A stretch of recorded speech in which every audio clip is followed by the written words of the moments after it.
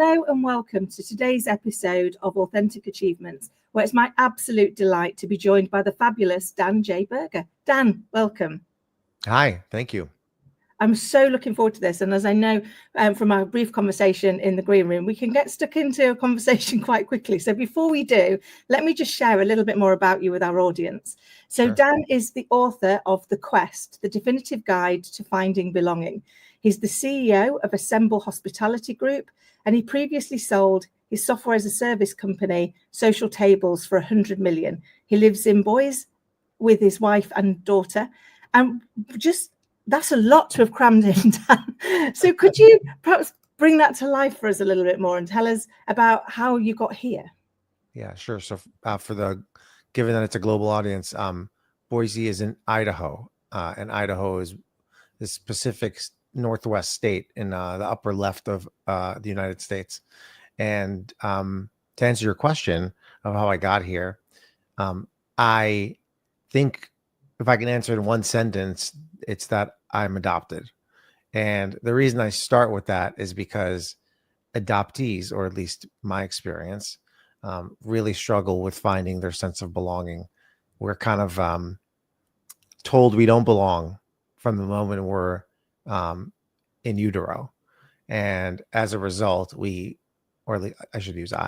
I regularly sought it. And I didn't realize I was seeking it until, I don't know, the last few years, which brought me to write the book and explore that subject further.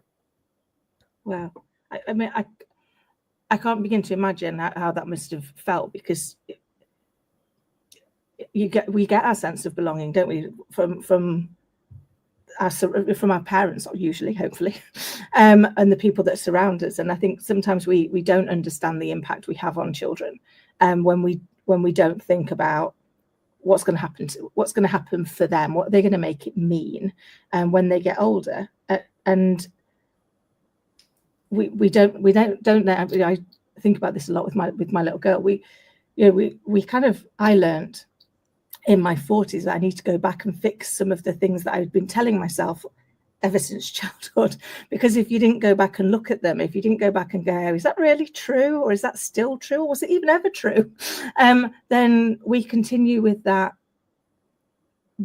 odd wiring, don't we, that's not helping us to move forward, and it makes us continue to feel not enough. 100%. Yeah. And so I love that you recognize that and went and did something with it. And for me, I love the book.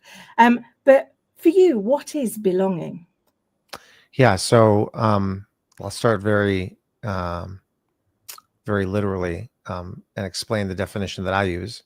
Mm-hmm. And belonging is the feeling and experience of feeling respected, or I should say, let's actually roll back real quick.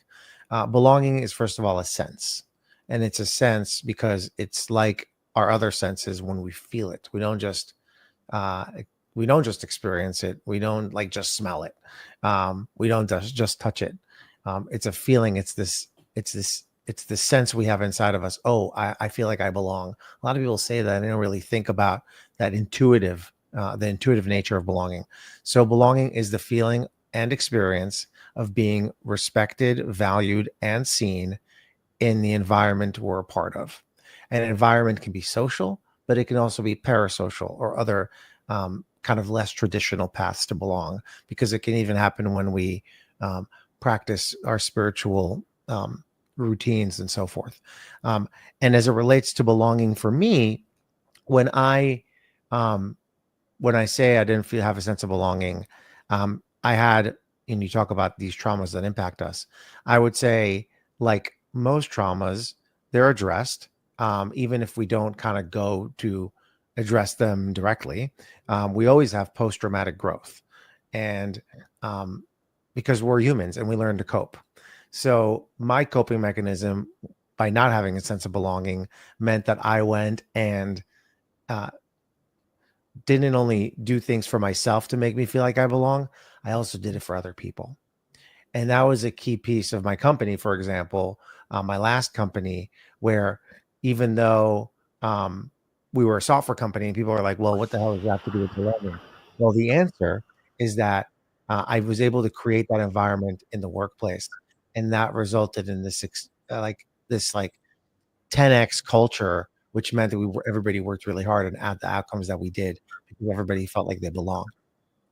I love that, because I think it's true. I often say one of my greatest leadership and life lessons came from when I was hairdressing many years ago, and that was that they taught us to listen to what the other person wants, to help them to try and achieve it, and to have them leave you feeling the best version of themselves.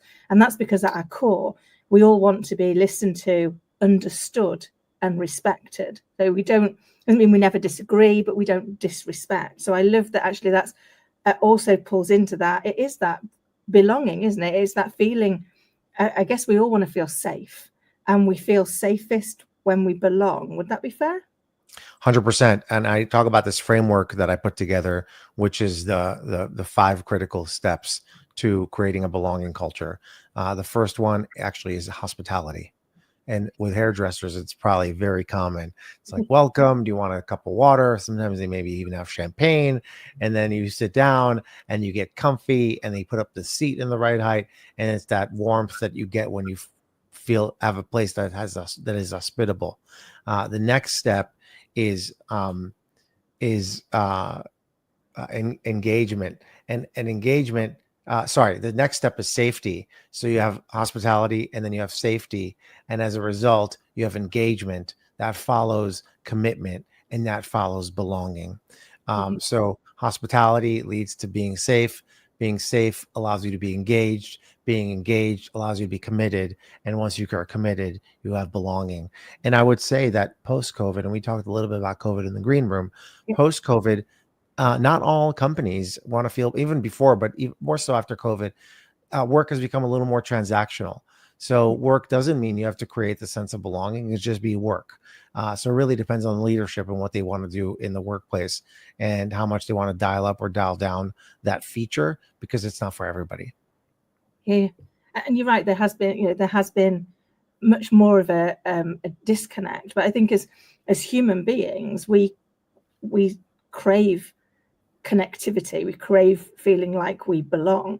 And so I appreciate it isn't for everybody, but when we do create that culture in our organization, then actually we very often see much better results, because we've given our people permission to be part of the solution, instead of allowing them to just do what we ask them to do, and not let us know if there's a better way. If there's how do we harness the power of curiosity to see what other people can see, because we hide things in plain sight, don't we?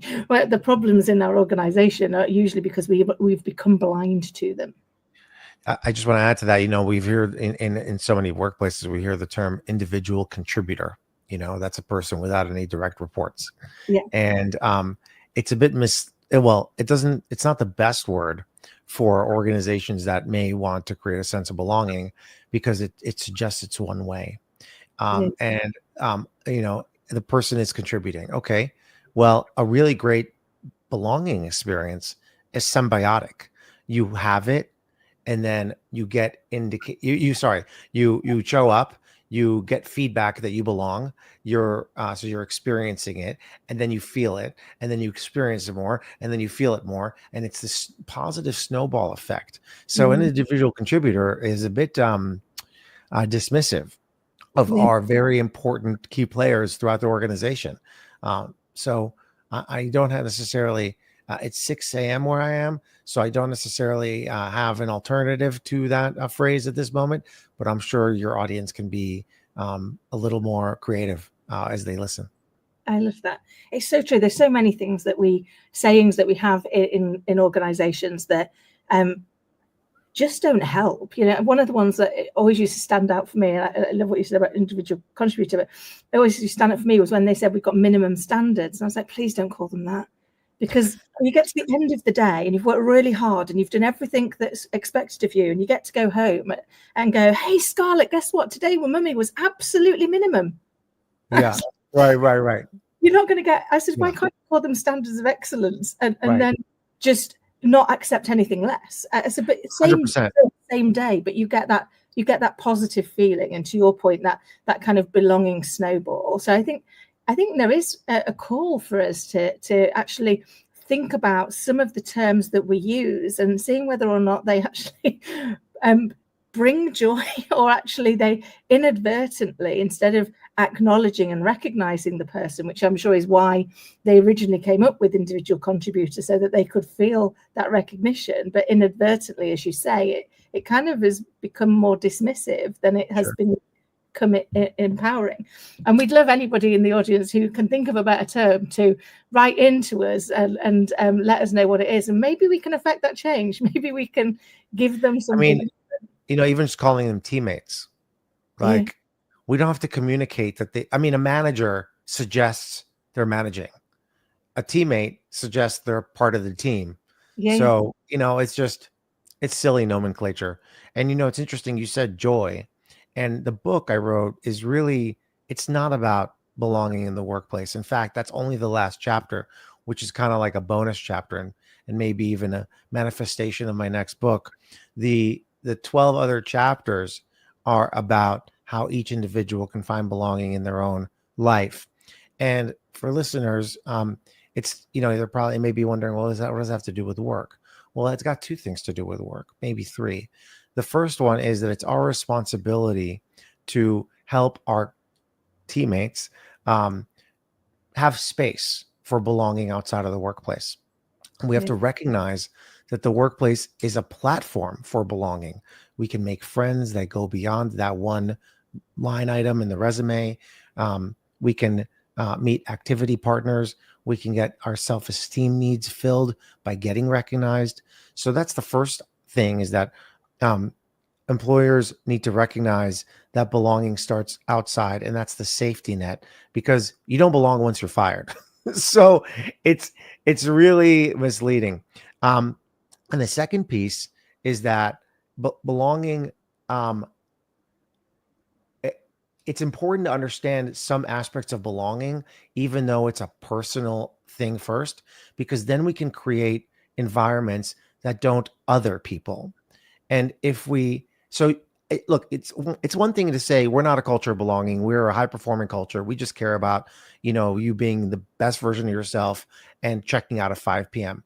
But it's another thing to say, we're trying to create a culture of belonging and then not understand how your employees belong, because different people belong differently. Some people, they're not necessarily social, so they get their sense of belonging filled from other ways, other fuels, as I call them. So again, just in summary, number one, belonging starts outside of work. Number two, belonging, the workplace is a platform for belonging, not a source of belonging. And number three, understanding belonging personas allows us to create the environments that are the most ideal for our entire workforce. I love that. It's so true, isn't it? Yeah, we are all messy, emotional beings, and then go and put more of those together into a team, and you've got lots of people who are going to view things differently and are going to want to experience them differently, and that's okay, isn't it? It's creating that space for them to experience it the way they want to experience it, but still get that's the sense that they want to get out of it, because we want to recreate the things that we like. We want to have less of the things that we don't like, because that's kind of what we're trying to do, isn't it? Yeah, and which brings me back to what you said around joy. And joy is really the outcome of feeling belonging regularly. And belonging is going to change over time as you have a family. When your daughter was born, she took up way more of your belonging tank, that replaced other things, maybe less time with friends, maybe less time for building relationships, maybe even less time for meditating or whatever you do spiritually. So, it's belonging is shifting, and our tank is constantly being reconfigured, whether we know it or not. So what I urge people to do is to have this belonging mindset in order to reach a state of joy. And a state of joy is much more effective and better frankly, than just being happy, because happiness goes up and down, Yeah. depending on what happened, who cut us off in traffic, whatever. But in England, that's not an issue since everybody's very polite. Uh, I wish. not I was gonna say. um, right. But it's that goal. It's that goal of being in a state of joy and not just being happy here or there. I love that, because I think that's what I say to my little girl all the time. It's like, we've got to look for the moments that bring us joy, and then we've got to look for how many more times we can recreate those, because that's going to keep us at a more level happy than, as you say, the fact that you can give your happiness away. Trust me, we do get cut up a lot here in the UK, and right. You can either get really angry about that, or you can go, I wonder what's going on in their world. I wonder what's happening for them today, because we don't know that, do we? We don't know what's going on in their world because we're too busy living in ours. And so allowing ourselves the space to kind of consider that, for me, helps me to not give away my happiness just because somebody else was having a bad day. So when it comes to belonging, though, how do you go about finding it? How do you start to identify? Yeah. What does it look like for me? Right. So it's a multi-step process. As your listeners already probably identified, I like processes and systems and frameworks. And just to be incredibly clear, I wrote this book not because I wanted to get royalties. I sold like 1,000 copies and I got like $3,000. So it has nothing to do with making money. It has nothing to do with speaking or providing services. I don't do consulting. I don't charge for speaking. I did it to help address our loneliness crisis. And the loneliness crisis is, they talk about it in every country, and it's impacting mostly, not fully, mostly young men who are more and more alien or feel more alienated in society. But again, this is for everybody. So, but my experience is a straight male who presents as white. So I'm just aware of that. And I understand that different people may have different experiences. My goal is to address the loneliness crisis. So how do you do it? The first step is understanding that it's a bottom up. And by the way, I said what I just said because I love talking about it. And everything is available on my website. So the first step is understanding it's a bottom up process. It's not, a leader coming and saying, we all belong to this country, or we all belong to this organization, or we all belong to this state. It has nothing to do with that. In fact, oftentimes belonging and identity are intermixed. Identity provides some instructions for where we can find belonging, but it has nothing to do with belonging. So it's a bottom-up process. The first step is understanding where you currently find belonging. And that's done through basically putting together what I call the belonging fuel tank. Different fuels go in the fuel tank. Some take up 2%, some take up 20%, and understanding where your fuels come from without reading anything, just like your intuition. Yeah. And you might have some space left over. That's totally fine. That represents kind of an opportunity to add more belonging fuels. The next step is understanding your belonging persona. And we can talk a little bit more, but let me just kind of cover the basics. There are 4 belonging personas. There's an eager belonger who's securely attached and has a high need to belong. There is an anxious belonger who has a insecure attachment style and has a high need to belong as well. There is the snow leopard, which is a reluctant belonger. Sorry, I call them by animals. There is the reluctant belonger that has insecure attachment and a low need to belong. And then there's a wolf who has a secure attachment and a low need to belong. And that's the independent belonger. So the eager belonger, by the way, is a chimpanzee, and the anxious belonger is a meerkat. So, and then audience can kind of visualize those animals and understand why I chose those animals.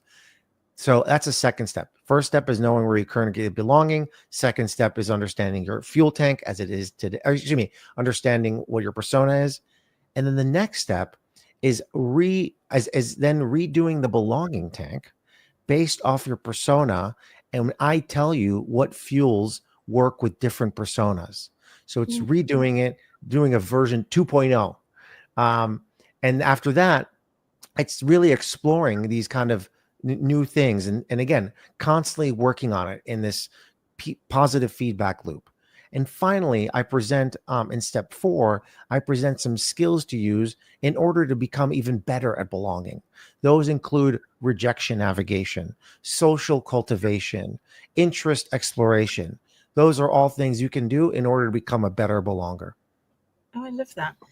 And I can see why you picked those animals, because when you look at the description, they it brings it to life, doesn't it? Is that how we need? And I think, often, and I guess this probably is my belonging tank. I'd always thought of it as kind of like my my energy cup. There's the people that you spend time with that like you come away and you like just feel drained. It's like, oh my God. They're energy vampires. That's it. It's like that's just zapped my day. And there's other people that kind of, it just feels like you're plugged in, doesn't it? It's like and you're being recharged. And I try and look across my day and across my life and go, where are the areas that actually fill me up versus where are the areas that pull me down? And that doesn't mean to say that you can get away with never having the things pull you down, but I guess it's being more intentional. Would that be fair?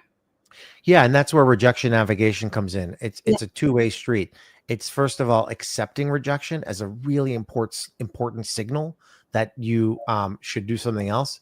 And I had that experience when I was a member of this organization, and after 2 years, they asked me to leave. They said, "You're not a good culture fit," and I stomped my feet and flailed my arms, and I was like, "Oh, F you guys, whatever." And then I had to think, and I was like, you know what? After a few months, and I was like, God, I was like, thank you. Thank you to these guys. I'm grateful to these guys for making sure that I wasn't part of that organization for 2 reasons. First, I hated that organization. So they were doing me a favor. Or I should say, not the organization. I hated that chapter of the organization and the people and a lot of the people in it I disliked. And the second reason is because they just gave me free time back. Yeah. And I don't want to be somewhere where I don't belong, or at least people don't think I belong, because again, it's a two-way street. So I might be blind to the fact that I don't belong there, and they might be talking crappy behind my back. So that's the one side of rejection, is accepting it. The second side of rejection is being able to give it, and being able to say, and not necessarily say, hey, buzz off, you don't belong in my life.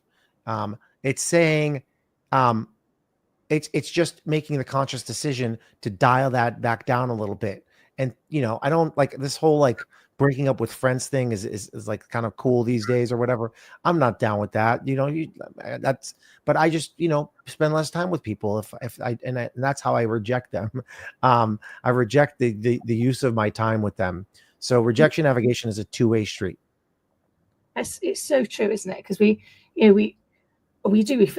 feel the rejection really personally, even if on reflection we're going, well, I didn't like it anyway. I didn't really want to be there. And actually, that was one of the things that zapped my joy. But I think, one of the things I've learned in life is that it only really makes sense in the rearview mirror. It's only when you've gone through it and you look back that you go, right. So that's why that happened. And that's why that happened. That's why we're supposed to learn. Right. And I think the other thing that I learned, which is sharing with the is, some people, if you think of our life as a book, some people aren't meant to be there for the whole book. Some people are a chapter or a smaller part of it. Yeah. And we need to understand that and acknowledge it, rather than force people almost to stay to the end. Like, for the duration. So 2 items on that. The first one is I'm 43 and I've met different people who are a little bit too spiritual for me. And they do what's called spiritual bypassing, where they just kind of explain things spiritually. And you're like, okay, dude, that was, you're weird. But when people talk about a state of gratitude, That's what they're talking about. It's Yeah. being able to faster and faster short circuit getting to gratitude. So I might feel rejection and I stew for 2 months, but it's about fine tuning that ability to have gratitude faster. Yeah. Um, and the other thing that what you said has made me think of is I like to think about relationships as three categories, reason, season, and lifetime. So sometimes we have a reason. Maybe we're single and we need like a buddy to go out with. Season, maybe um, we are job seeking and we need we need somebody to like soundboard with us, or people come and go. Maybe you live somewhere and that's why you're close, and then you move, and that's the season. And then lifetime is, those friends that are always going to be there. It's that family members. And the reason why that's important is because there's something referred to in the literature as communal relationship. And that's the kind of relationship that's not transactional. There's no quid pro quo. It's unconditional. So that's the relationships for a lifetime. So reason, season, lifetime is how I think about relationships. Oh, I love that. That's so true. I think of some of my very, very closest friends who, poor souls, would have got less time for murder. If we think about how long we've been friends, particularly one of them who's been my friend since I was 4, and we're 52 this year. And it's like, really, you could have got out of this so much sooner. But I'm so very grateful that you don't. And I love that whole, it's the path to gratitude, isn't it? It's like, how do we get there quicker? Because life, I've found from my experience that everything in it is either a lesson, a blessing, or both. So when I don't feel blessed, I look for the lesson, and that's where the blessing is, in the what it was there to teach me. In the and I guess it was, I'd never heard that phrase before, but I liked it. The post-traumatic growth. It's almost like you've got to go through the thing to grow through the thing.